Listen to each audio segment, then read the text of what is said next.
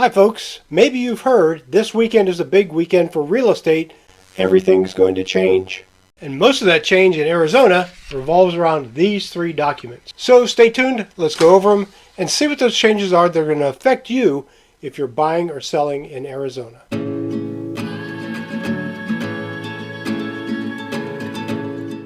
The changes that you've heard about were actually driven by a lawsuit a couple of years ago where a home seller was under the impression that they were required to offer compensation for the buyer's broker.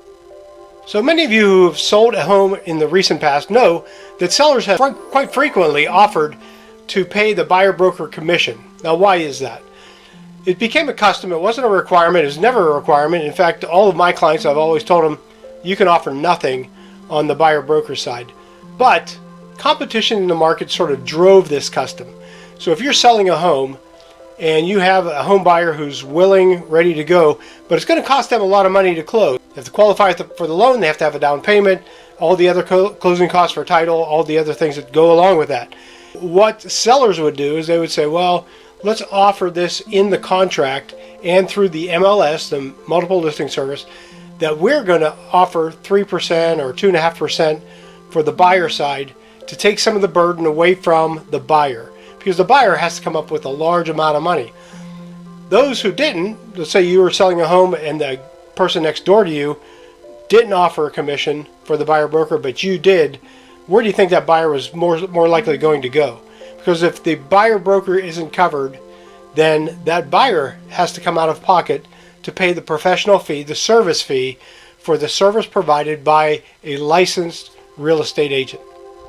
Anyway, this seller was, whether it was the agent who told them, we don't know, but they were under the impression that they had to offer that buyer broker compensation when they sold the home. Absolutely not true. It's never been true, but it had become a custom for that to happen. And it used to be written in the contract that way. When we listed a home together, I would ask you, how much would you like to? Now, you don't have to offer anything, but if you'd like to make it easier for more buyers to see your home, this is one way you can do it.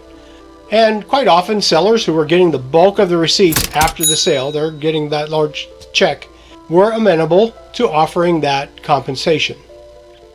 So in order to live by the requirements of that lawsuit, we've come up with new forms in Arizona that are going to change the way we do business. So the first form that was changed in Arizona is the listing contract itself, the exclusive right to sell or rent.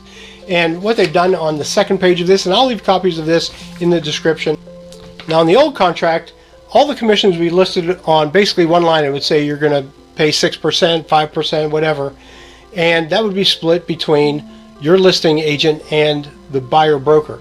Now they've divided that into two separate distinct sections, so you can see that you are not required by any means to offer that buyer broker. Again, it's up to you whether you do that or not. If it's a competitive market, and particularly if it's a buyer's market, it's up to you how you want to attract that. Now, I'm going to use a lot of marketing. I'm going to use AI. I'm going to put that out there to try to attract as many people as I can to come see your property. In the buyer's market, they're going to have more choices. Now, what this form does and what the MLS will no longer allow is us to list whether you're going to offer compensation in the MLS. Not even in the comments, not even the private comments between realtors can we put anything about commission in the MLS to ensure there's no misunderstanding about what's being offered. So let's say you're a seller and you do want to offer some part of that commission to the buyer broker. How do you do that? The easiest way for this to happen now is for that buyer's agent to make an offer, and they can include in the additional comments 3% for closing costs, 2.5% for closing costs, to be used at the buyer's discretion. Let's say that they ask for 3%, but you're only offering 2.5%.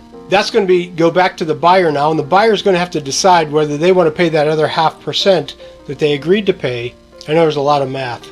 It's really not that complicated, and it's really up to your agents to communicate and let the wishes of their clients be known during this transaction. But we can no longer do that inside the multiple listing service. It can't be written anywhere.